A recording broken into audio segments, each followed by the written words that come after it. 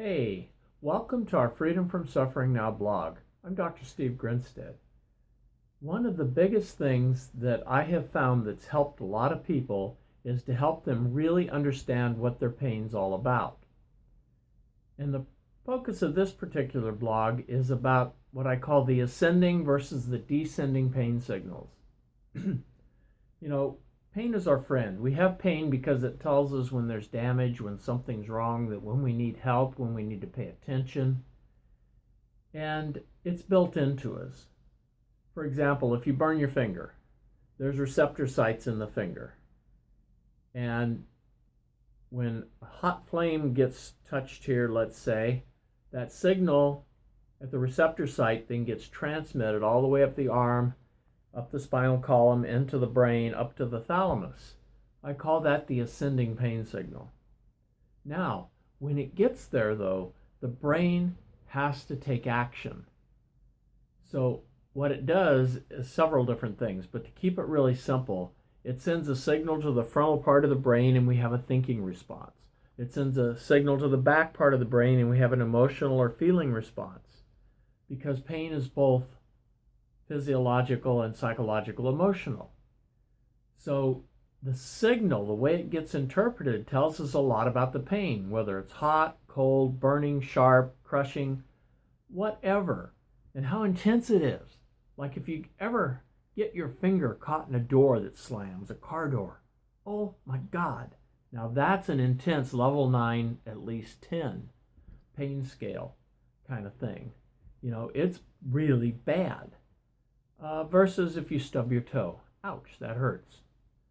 Okay, now the problem is when people live with chronic pain, a lot of times after 6 months or more, living with pain 24/7, that signal keeps going up, it keeps going up, the pain system starts getting remodeled, and at the thalamus in the brain, sometimes the signal gets distorted.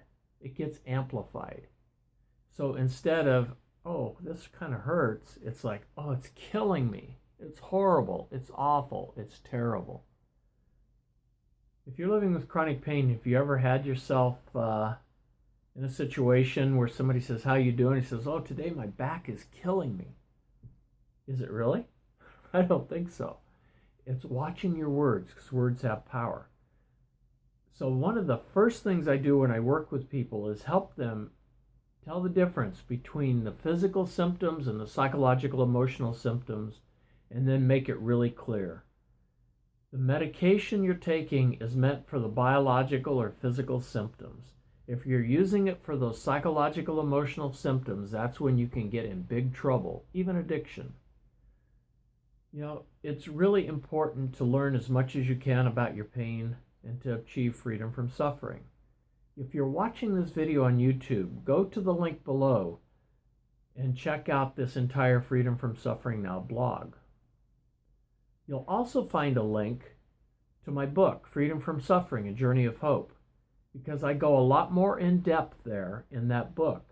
Plus, I list the 7 strategic steps to effective outcomes for people living with chronic pain who want to achieve freedom from suffering.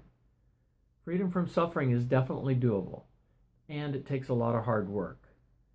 And one of the biggest parts of it is really understanding pain. Knowledge is power. And so today it's been all about looking at the different types of pain, the physiological versus the psychological emotional. And the more we learn, the more able we are to cope with a debilitating chronic pain condition, to where we can move beyond just merely surviving with our pain and into thriving. I haven't had to suffer with my pain for a long time. I've been living with chronic pain about 33 years, and for about 31 of those years, I haven't had to suffer. It's been an amazing journey, and the way I do that is I practice what I teach to others. So thank you for joining me today, and please check back often, and I wish you well. Onward and upward.